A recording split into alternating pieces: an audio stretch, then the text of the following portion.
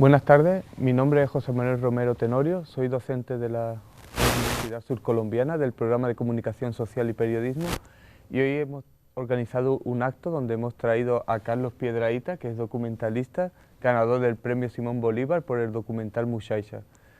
Y nos disponemos a hacer una entrevista que sea más bien dialogada, ¿no?, para profundizar un poco sobre ciertos aspectos de su documental, ¿no? Buenas tardes, ¿qué tal? Muy buenas tardes, muchas gracias por la invitación. Es un placer estar en la Universidad Surcolombiana y pues de paso conocer Neiva, que está bien bonito. Muy bien. Bueno, pues nada, entonces, ¿cómo se planteó usted hacer el documental Muxaixa? O sea, ¿cuál fue su inquietud inicial a la hora de arrancar el proyecto? Bueno, pues el proyecto empieza como la primera etapa del trabajo de grado. Después de ese trabajo, lo que hacemos es hacer un par de viajes a La Guajira como a conocer la región, y de ahí surge la inquietud de informar un poquito lo que están viviendo los guayú por el impacto de la minería a cielo abierto en su territorio. Entonces, pues nada, empieza como toda una etapa de investigación y de indagar y de cuestionarnos nosotros mismos por qué queríamos hacerlo, y nos damos cuenta de que hay algo bien valioso ahí. Y lo que hacemos es empezar a investigar, a leer. Pues hay una cantidad de libros que informan sobre los guayú que casi ninguno ha sido escrito por colombianos. Esas son de las cosas curiosas. Y empezamos dándole. Ellos mismos han escrito mucho sobre su propia historia, y conversar con ellos hace parte también de esa motivación, porque para ellos, como casi todas las comunidades nativas colombianas, son orales. Entonces la oralidad para ellos es muy importante, y la conversación con ellos también motivó gran parte del documental. Y yo me imagino que, porque usted es periodista, ¿no?, de formación y Sí. también de vocación, pues hacer este tipo de, este empeño personal de estar más de un mes, ¿no?, mucho tiempo Entonces, como periodista, ¿cómo usted se planteó el tema de la equidistancia, ¿no? Porque usted aborda un tema claramente social, ¿no?, un tema ecológico, y cómo se planteó el tema de ser equidistante, o sea, de no privilegiar una posición u otra dentro de su hacer periodístico. Pues eso hace parte precisamente de la información que se tenía, y de tenerla muy bien ubicada. O sea, de saber qué era lo que queríamos contar, para no cometer ese error precisamente de tomar una posición tan marcada. Existe una posición, es periodismo que tiene que ver con la comunidad, que se mete con la comunidad y que conversa con ella, que informa lo que la comunidad quiere decir, ¿sí? Pero finalmente es como eso de guardar las proporciones y de decir la verdad sin importar cuál sea, ¿sí? Entonces, esa equidistancia la da justamente el conocimiento como global de la realidad, ¿sí? Saber qué es lo que estaba pasando desde muchos aspectos: político, económico, social, ¿sí?, desde la misma cosmovisión indígena y desde nuestra cosmovisión como realizadores. Tenerla muy en cuenta todo el tiempo para precisamente no pasar el límite que haga que ahora en la conversación con los estudiantes, alguien lo decía, que no se convierta en un documental panfletario, sino que sirva para ser un testigo de esa realidad que está pasando. Usted en el documental nos embarca, ¿no?, en una aventura a través de la visión de una madre y su hijo, ¿no? Una madre que le cuenta a su hijo, pues a través de un relato, ¿no?, un relato de viaje, ¿no? Es uno de los géneros periodísticos también que Camilo José Cela, que no sé si es un narrador, ¿no?, Sí. español, premio Nobel, pues cultivó mucho, ¿no? Entonces yo veo ahí mucho de esa narratividad de viaje. ¿Cómo surgió esa idea, ¿no?, de llevarnos en ese viaje Pues humano? hay un gusto y hay una necesidad, ¿sí? Hay un gusto por ese tipo de road trip, pues de recorrer un territorio y contar una historia a través de ese territorio, pero también estaba la necesidad de hacerlo, porque es algo que pasa por toda La Guajira. O sea, La Guajira, para los guayú, puede que para el estado no tanto así, pero para los guayú están divididos en baja, media y alta Guajira. Y a medida que uno recorre la baja, la media y la alta, se da cuenta de que hay diferentes tipos de guayú, desde la baja, desde la media y hasta la alta. Entonces el viaje era necesario precisamente para contar todo eso, ¿sí? También para contar el impacto de la minería, no solo en el territorio donde está la mina, que son los límites de Albania, no solo en el territorio donde no está la mina, ¿sí?, que es donde está contaminada el agua, la tierra y pues todo como los vestigios que deja Cerrejón de su territorio hacia abajo, sino también en la parte, en la última, de donde ya se van los buques cargados de carbón, que ahí también hay un impacto, ¿sí? Entonces era necesario hacer el viaje, nos inventamos ese viaje de una mamá y un hijo como una estrategia para contarlo de manera fluida.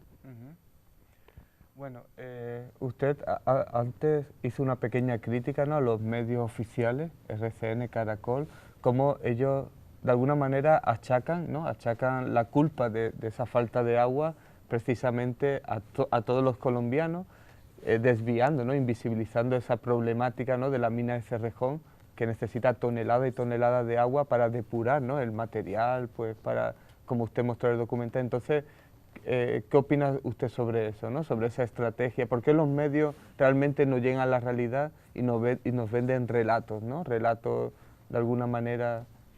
Pues eso es algo que está inventado. O sea, cualquiera que haya estudiado la comunicación sabe que no es algo que pasa solo en Colombia, sino que es una réplica de muchas partes donde te dan una versión de la realidad que a lo mejor no lo es tanto, ¿sí? Entonces, desde ese punto de vista, llevamos 2 años de sequía, ¿sí? Porque incluso cuando estábamos grabando ya estábamos en sequía, pero el impacto está más fuerte ahora con algo que se llama el fenómeno del Niño, que es real, que existe, pero que no es más que la consecuencia de unos actos del ser humano en muchos lugares del mundo. Ahora decíamos, ni Caracol y RCN han hecho reportajes, documentales enteros, han recorrido el lugar, y no es porque quiera ensañarme con ellos, sino porque son los que representan la televisión colombiana, ¿sí? Entonces, un tipo de televisión colombiana, porque existe la televisión independiente y universitaria y bueno, todo. Pero nadie ha dicho que la sequía en La Guajira es porque Cerrejón está secando los ríos, ¿sí? Porque Cerrejón penetra los pozos profundos y acaba con el agua de donde se alimentan esos ríos. Nadie lo ha dicho. Todo el mundo dice que el fenómeno del Niño, que las llaves abiertas, ¿sí?, que los ventiladores encendidos las 24 horas, que esto, que lo otro, pero nadie lo ha dicho. Y estoy cansado de pasar canales y ver las noticias y de darme cuenta de que Cerrejón pasa como un colaborador incluso. Han hecho notas donde los muestran entregando agua y diciendo, no, es que le estamos dando agua a La Guajira, ¿sí? Cuando realmente lo que están haciendo es acabando con el agua de La Guajira, que es bien poquita, solo tienen un gran río que es el río Ranchería. Entonces la crítica va hacia eso, hace parte de algo que se da cuenta uno después como realizador, cuando uno tiene una pieza que mueve en este tipo de espacios y se da cuenta que en los medios masivos no, es otro discurso el que se da y es otra realidad la que se quiere mostrar. Como te decía, eso está inventado, está estudiado y está probado y es efectivo, ¿sí?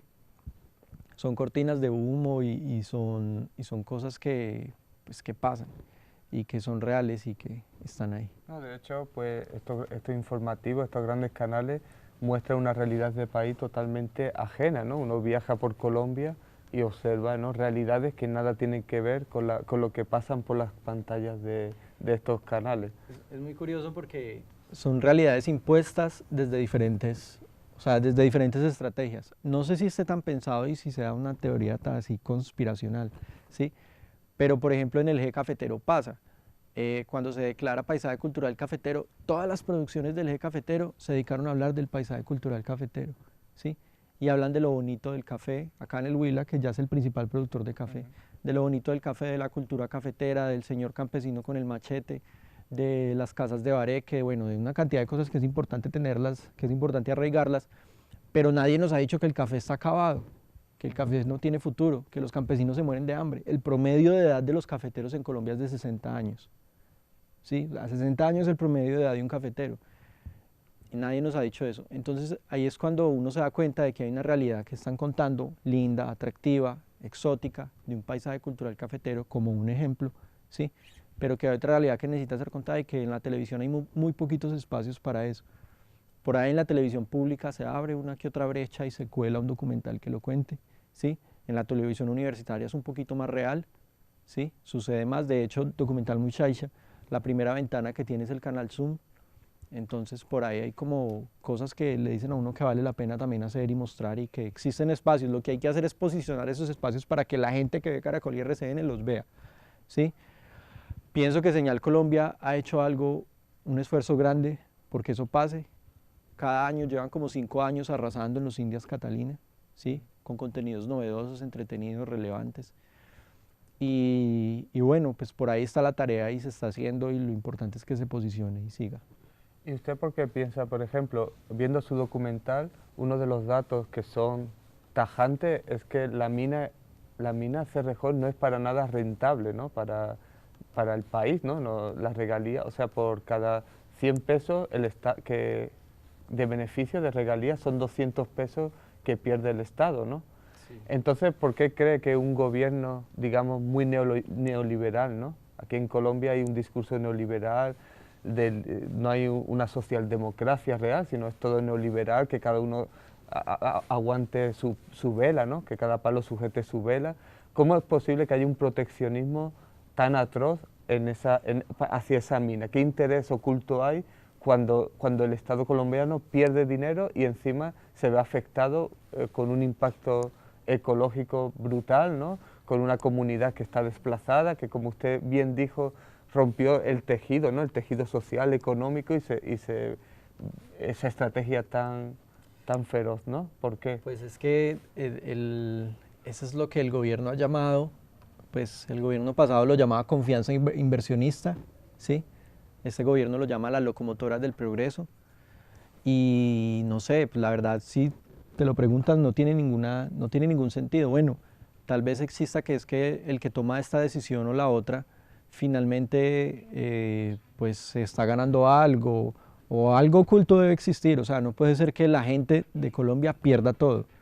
Alguien debe estar ganando ahí, no sabemos quién es, a lo mejor sí sabemos, pero no es fácil desenmascararlo. Algo pasa, pero es la fotocopia de todos los proyectos, de todos los macroproyectos mineros del país. O sea, pasa en el Quimbo, ¿sí? Pasa en Marmato, Caldas, está pasando en La Guajira hace 30 años, que se llevan todo y acá no queda más que pérdidas, ¿sí? Hace parte de un sistema de gobierno que no entendemos, ¿sí? Que no da garantías de nada y que no retribuye nada, porque lo único que hace, los guayú lo dicen de una forma muy coloquial, y es que a ellos solo les va a quedar el hueco. O sea, a ellos solo les queda el hueco y ellos se llevan todo.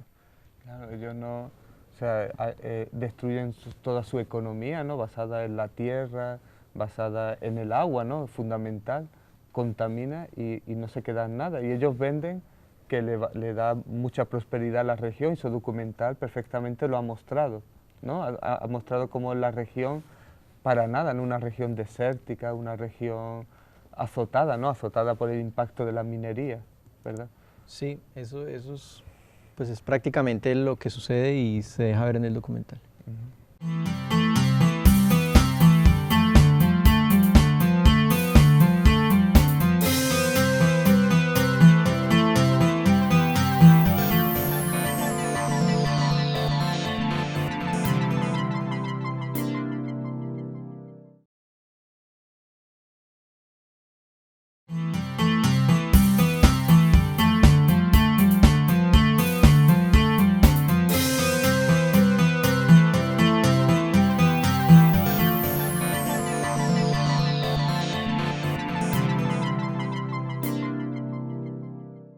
Pero también nos encontramos en lugares de La Guajira donde habían árboles que para ser abrazados necesitaríamos unas 10 personas, ¿sí?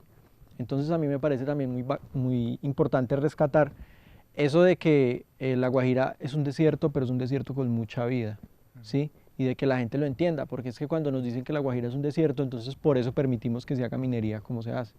Porque si no, pues como eso es un desierto, pues nada se pierde, solo se pierde arena. Claro, es una manera de fomentar esa ideología, claro, ¿verdad? Pero si tú te das cuenta que La Guajira es un paraíso natural, ¿sí? Bueno, lo que queda de lo que no han podido destruir, pues también te genera una necesidad de cuidarlo. Entonces, conocer La Guajira, saber cómo nos íbamos a desplazar, bueno, hay una cantidad de cosas que uno prepara y que finalmente en el campo no salen tan bien. Y que eso es normal en cualquier producción audiovisual de cualquier tipo. Tienes una preparación y llegas al campo y te das cuenta que no, que las cosas no son así, que se pinchó el carro, que perdiste mediodía, que bueno, son retos que hay que aprender a solucionar, pero lo que te decía al principio, tener la información, ¿sí? Saber qué es lo que quieres, así finalmente destruyas el guión, así finalmente destruyas la escaleta, pero si sabes para dónde va la cosa, puedes tomar la decisión acertada y cambiar las cosas sobre la marcha, pero de manera acertada. Pues ahora, hablando de guión, ahora hay en la televisión, ¿no? Ese problema de los niños que fallecen, ¿no? Que fallecen por deshidratación, ¿no? Usted que estuvo allí, cómo ve ese problema? O sea, ¿cómo lo enfocan los medios y cuál es su percepción acerca de esa problemática? Pues es un poco parecido a lo que hablábamos ahora.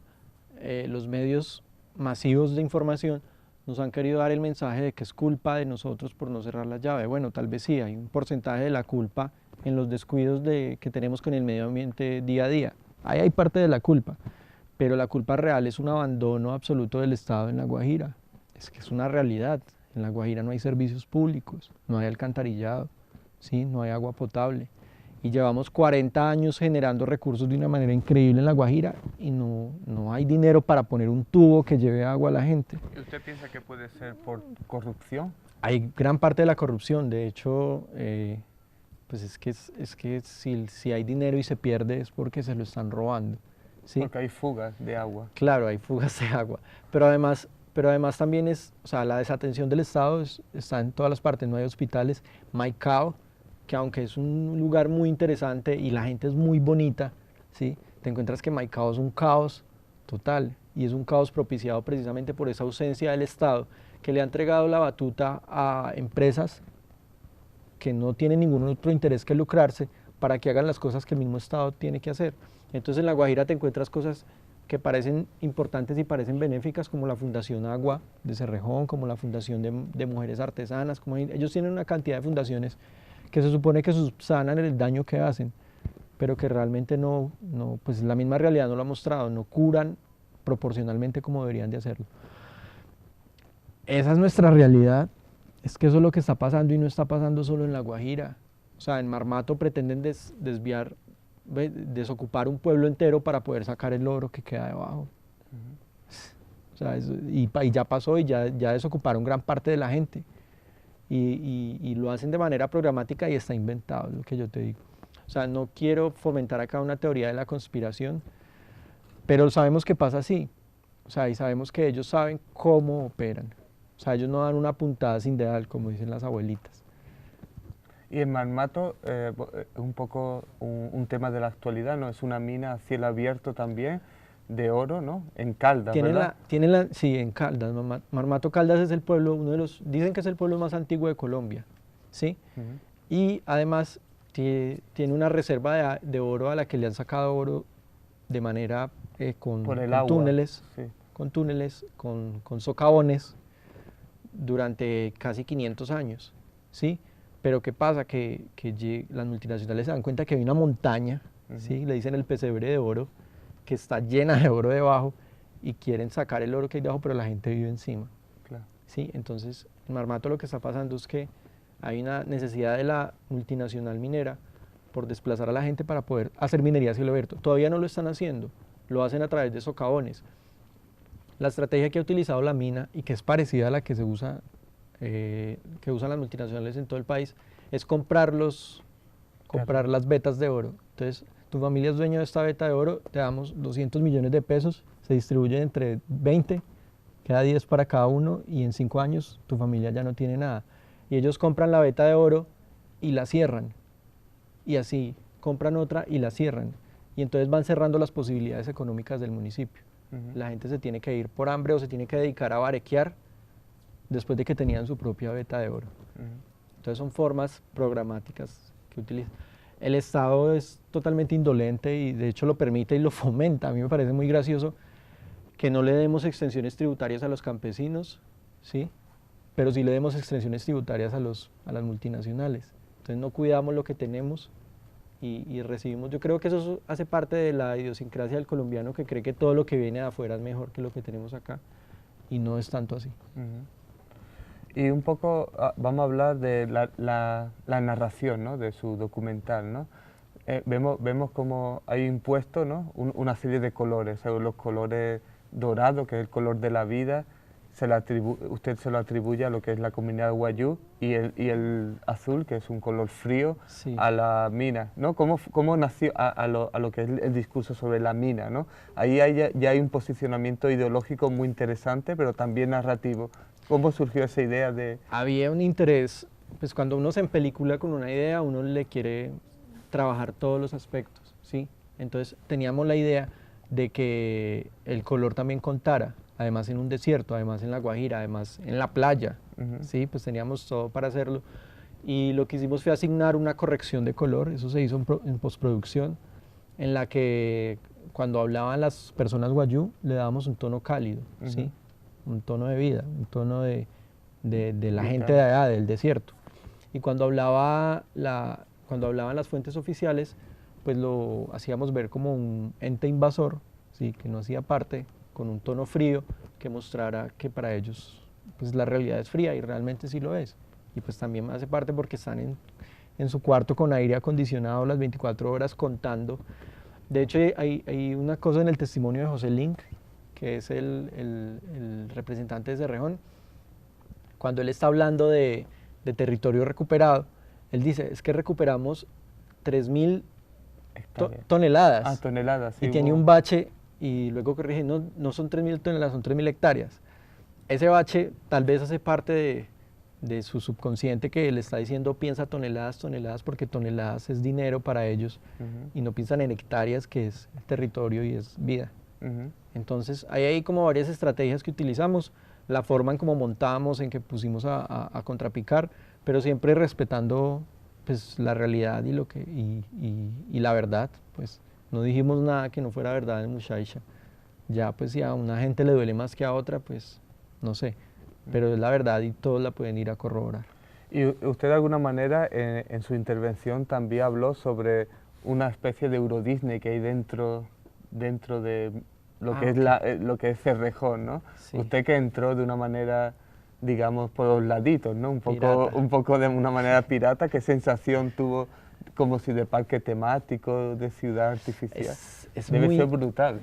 Es que es un choque muy fuerte porque, a ver, tú llegas a un lugar con una idea de que esa gente le está haciendo daño a los indígenas, o sea como sea. Puede que no sean las personas más malas del mundo, ni que tengan patas de palo, ni que sean pues enemigos así muy, ¿cómo decirlo?, muy pintorescos, pero están ahí y están haciendo daño. Y además de eso, la mina te ofrece la opción de entrar como turista a conocer las maravillas, ¿sí? Entonces es todo un recorrido guiado en un bus muy bonito, te meten a un salón, te muestran unas diapositivas, tienen maquetas de la mina, te muestran que han encontrado 2 fósiles prehistóricos, ¿sí? La Titanoboa cerrejonensis, que es la serpiente más grande del mundo jamás encontrada, la encontraron ellos, pues no estaban haciendo exploración arqueológica, claro. la encontraron como un accidente. Pero, y no lo perforaron ni nada, ni lo destruyeron, claro. Entonces por casualidad los tuvieron. Pero lo muestran como si fuera un logro de ellos, ¿sí? Pues tienen esculturas talladas en piedritas de carbón, ¿sí? Tienen muñequitas de mujeres wayuu, tienen todo un plan turístico montado alrededor del daño que están haciendo, ¿sí? Y además de eso te llevan en el bus y te muestran cómo es una mina a cielo abierto, desde unos miradores que tienen puestos con mucha seguridad, eso sí, con señalamiento, con todo eso. Y al lado de eso existe una ciudad que es para las personas que trabajan para la mina, que es una ciudad que contrasta con la realidad de los wayuu, porque ellos viven sin agua, sin alcantarillado, sin luz, y dentro de la mina hay una ciudad posible en medio del desierto, donde tienen centros comerciales, boliches, bueno, cualquier tipo de entretenimiento y además carreteras súper pavimentadas, señalizadas, la gente, pues es un mundo dentro del mundo muy loco. Es parecida como a... Es una ciudad muy parecida, a mí me recordó mucho de la película de Jim Carrey. Ah, la de... The Truman Show. Es parecida a esa ciudad construida en The Truman Show, donde todo es ideal. Más o menos así es la ciudad que todo tienen. El mundo sonriendo, las azafatas, todo. Un poco como Euro Disney, ¿no? El Euro Disney de la decadencia, ¿no? De la destrucción, ¿verdad? Un poco se podría... Es una idea muy loca, pero es real. Es que ahí es cuando uno se empelicula con ciertas cosas y quiere hacer más y más porque se da cuenta que hay una cantidad de realidades distópicas que existen en Colombia. O sea, Colombia es un país, como le dicen por ahí, el país del Sagrado Corazón. Bueno, y un poco para terminar, ¿qué proyecto usted tiene en mente para realizar? En mente, pues ahora estamos trabajando con una comunidad en San Isidro, en Puerto Caldas, que es un corregimiento de Pereira, que está en la periferia de la ciudad, es una comunidad rural. interviniendo a través del documental y de otros tipos de artes y oficios. Y pues hay una idea de volver a La Guajira y hacer. Muy bien. Pues estamos en la búsqueda de los recursos para hacerlo y de hacerlo, y ojalá de la misma forma como lo hicimos la primera vez, porque nos permitió la independencia para hacerlo. Entonces, pues la realidad en La Guajira no ha parado y sería muy importante volver a La Guajira y mostrar en qué va. Muchas de las comunidades que se muestran en el documental ya fueron desplazadas, sí, se ha muerto gente, sí, el río finalmente sí fue desviado, aunque decían que no. Bueno, hay una cantidad de cosas que siguen pasando y que hay que contarlas de una u otra forma. Entonces, pues nada, estamos también, pues vinimos a la Universidad Surcolombiana a seguirlo contando y ojalá sembrar la semillita para que los muchachos hagan proyectos parecidos. En el Huila hay muchos proyectos que se necesitan ser contados, que se han hecho de forma incipiente, intuitiva, que los mismos campesinos, yo he visto videos que cogen las cámaras y graban y muestran y es muy bonito, pero chévere que unos profesionales vayan y lo cuenten y construyan un discurso. Entonces, por eso son importantes esos espacios y es muy importante que existan en una universidad como la Surcolombiana. Muy bien, pues nada, muchas gracias por haber venido a este espacio. Gracias a y ustedes nada, por y la le invitación. esperamos siempre por aquí. Claro que sí, acá vendré a aguantar calorcito otra vez. Vale.